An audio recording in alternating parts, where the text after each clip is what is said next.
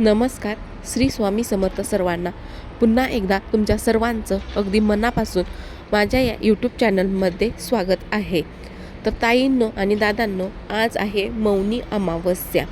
मौनी अमावस्या सर्वात मोठी अमावस्या, नवीन वर्षातील ही सर्वात मोठी मौनी अमावस्या आहे. यालाच पौष अमावस्या देखील म्हणतात. मौनी अमावस्येला मौन राहून पवित्र नद्यांमध्ये स्नान करून ध्यान व दान करण्याला मोठे महत्त्व आहे. या दिवशी पितरांचे तर्पण आणि भगवान विष्णूंच्या पूजेसाठी हा दिवस अगदी उत्तम दिवस मानला जातो. त्यामुळे या दिवशी पितरांचे तर्पण हे तुम्ही करू शकता आणि भगवान विष्णूंची पूजा देखील अगदी मनापासून करायची आहे.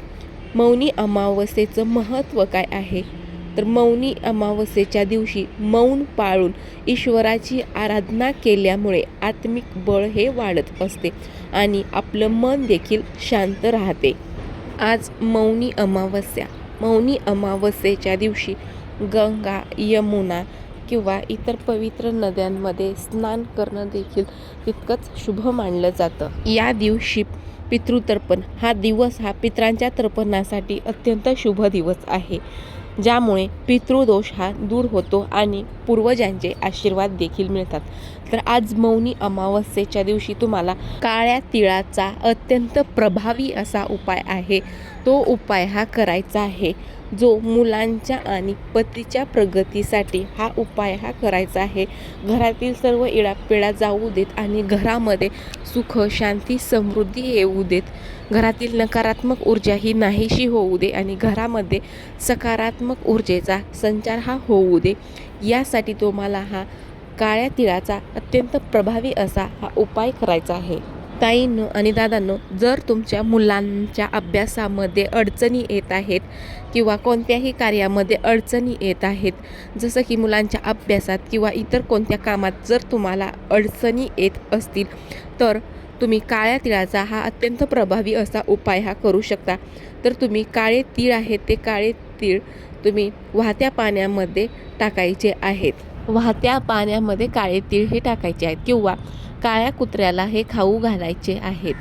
त्यानंतर माता लक्ष्मीची कृपा मिळवण्यासाठी काळे तीळ आहेत, काळे तीळ आणि कच्चे गाईचे दूध हे पिंपळाच्या झाडावर अर्पण केल्याने माता लक्ष्मीची देखील कृपा प्राप्त होते, ज्यामुळे कुटुंबामध्ये आणि आपल्या मुलांच्या आयुष्यात सुख समृद्धी येते आणि आपल्या मुलांची, पतीची ही कामामध्ये प्रगती आणि भरभराटीही होते.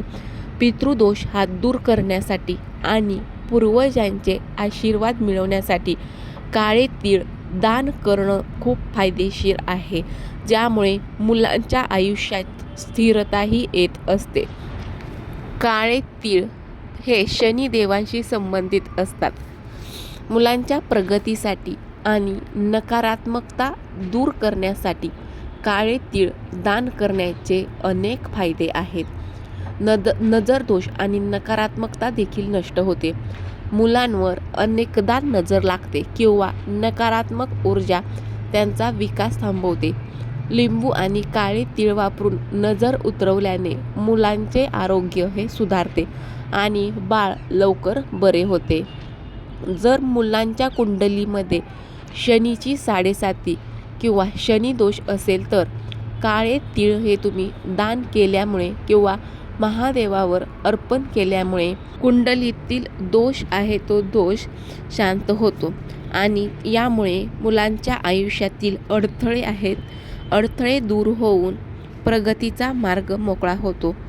जर मुलांच्या अभ्यासामध्ये किंवा इतर कार्यात अडचणी येत असतील, तर काळे तीळ काळ्या कुत्र्याला खाऊ घालायचे आहेत किंवा काळे तीळ वाहत्या पाण्यामध्ये सोडायचे आहेत. हा साधा सोपा उपाय आहे, तो तुम्हाला करायचा आहे. पौष मौनी अमावस्येला आज मुलांच्या प्रगतीसाठी आणि सुखासाठी पितृतर्पण करणं हे अत्यंत महत्त्वाचं आहे. या दिवशी नदी स्नानानंतर काळे तीळ हे आवर्जून दान करा, जेणेकरून मुलांची प्रगती होईल आणि त्यांच्या अभ्यासामधील किंवा इतर कोणत्याही कार्यातील अडथळा आहे तर तो अडथळा दूर होईल.